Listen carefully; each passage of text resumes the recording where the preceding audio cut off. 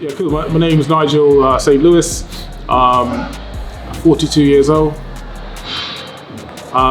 times world natural bodybuilding champion.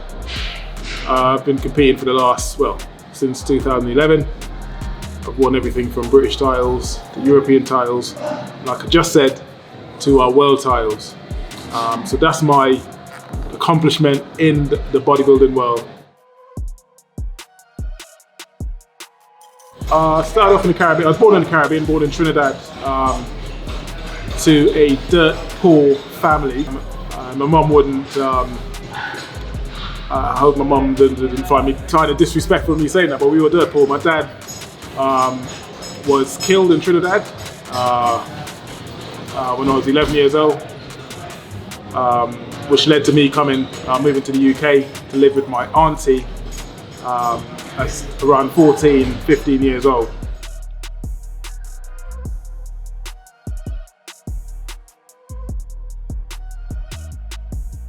I joined the military at 18, did that for 4 years. My training took on another level. I trained a lot whilst I was in the military, but my training took on another level into the bodybuilding world when I left the military. And that's when I started taking bodybuilding seriously and started competing, like I said, in 2011 to date. I haven't competed for the last 2 years, but I'm hoping to get back on stage this year to try and win some more world championships. So like I said, I grew up with nothing. We grew up with nothing, right? I've got 2 brothers and 2 sisters. I'm the eldest. We grew up with nothing. When my dad died in Trinidad, that was obviously a really difficult time for us. There's no welfare system in the Caribbean, so it's not like the UK where there was an income coming in. So we grew up dirt poor. Imagine my dad was the main breadwinner, and when he died, obviously there was nothing. My mum did her best to bring us up as best as she can. She was a housewife at the time. She wasn't working, so you can imagine it was extremely difficult for me growing up. But I always kept in my head that I wanted to make something of myself. I wanted to make a success of myself, right? I wanted to be successful. I wanted to do something with my life. I did not want to be a stereotype. So, that led me to going on to do the things I have today. From bodybuilding to the job I do now for a living, to joining the military. I always wanted to stay on the straight and narrow. I needed to make a success of my life. I needed to make my mom proud. I needed to make my brothers and sisters proud. I needed to set an example for them, because I know where I've come from. I came from a place that's dirt poor. I had nothing. So the idea now is to try and build a legacy, to give back, to show the kids the places that I came from in Trinidad, that it does not matter where you've come from, that would not dictate where you end up.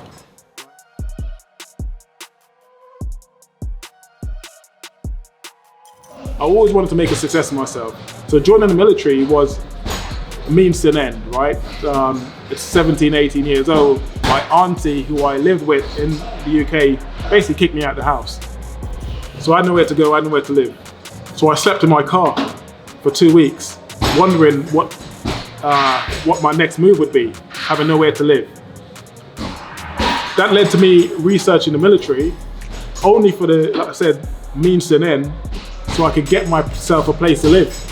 So I went out to the military job centre, I inquired about it, and long story short, I signed up to the military, and within 2 weeks, I was at Purbright doing my basic training to join the military.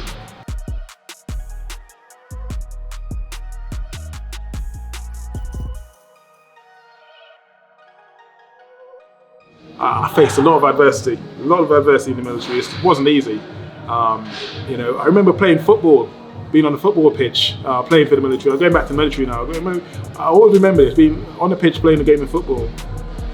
And this guy kept abusing me, like racially abusing me on the pitch all the time. And I kept saying to myself, man, all I want to do is play football.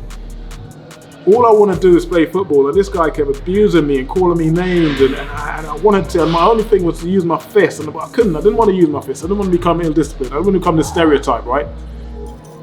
Like the angry black dude, or whatever they wanted me, stereotypically thought I was. So I took the abuse, and I'd never forget it, because it lives with me today. That abuse lives with me today. Talking about it winds me up, actually. But I subsequently left the military, and Long story short, I'm not now a royalty protection officer. Essentially protect royals for a living.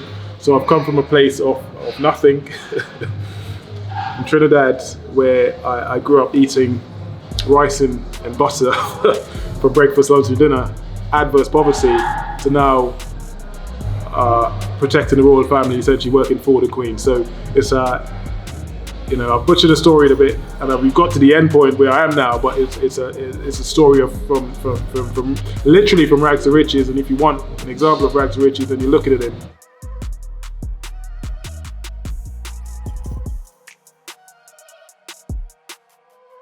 I found natural bodybuilding on a forum, on an internet forum, and I started looking into it. Maybe I looked at some of the guys competing. I thought, you know what? These guys are not that. I looked at myself by comparison to some of these guys. I thought I could compete with some of these guys. So I started prepping for a show. I met my coach. I walked into my gym in Oxbridge. I'd recently moved to West London, Oxbridge. I walked into the first gym, my local gym, and I met a guy called Desmond Elliott.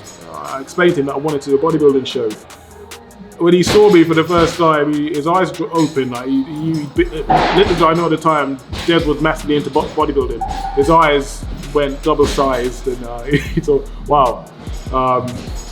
And he said, "Oh yeah, you should definitely compete." And that's what gave me the first sort of, the first motivation really to really get on stage and compete. So he gave me a diet plan, said, "Yeah, stick to that for 3 months." I think it was a generic diet plan. He'd probably admit that he gave to everyone who told him they wanted to compete. Most people never stuck to it. Most people would just look at it, probably stick to it to a week. But I was adamant on my discipline and my, I don't know, I just wanted to do it. So I stuck to the plan for 3 months and got myself in shape. I remember going back to see him after about 8 weeks, and he, again, I think I sort of blew him away with my commitment to wanting to stick to the plan, right? So long story short, 12 weeks later, ready to compete. Went to my first show, the British Natural Bodybuilding Federation, the BNBF. The show was in St Albans. There was 80 competitors. I competed in the novice class. I won the novice class. Then I subsequently won the overall. So I won the entire show. Qualified for the British finals. Went to the British finals. Won the British finals. Qualified for the Natural Physique Association, the NPA. Won my qualifier for the NPA. Won the overall. Went on to British finals and won the British finals as well as a novice. So I literally went from this guy that no one had heard of in the natural bodybuilding world to who is this Nigel St guy, and yeah, that's how I that's how I subsequently started.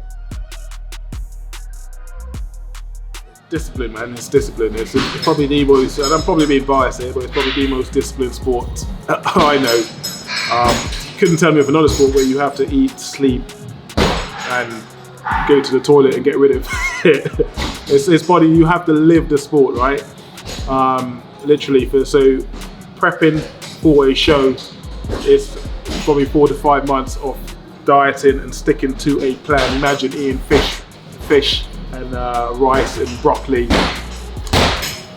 for 7 days at some point, right? So it takes a lot of dedication, but my discipline that has been instilled in me from the time I was a child to joining the military kept me on the straight and narrow, and I think it helped me through it, and I've kept that discipline.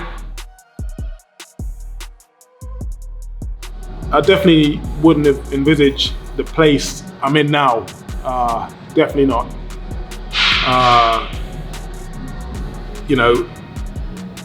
After my dad died, I think I became the man of the house, and I was inspired to do well. But I never saw myself in the position that I am now.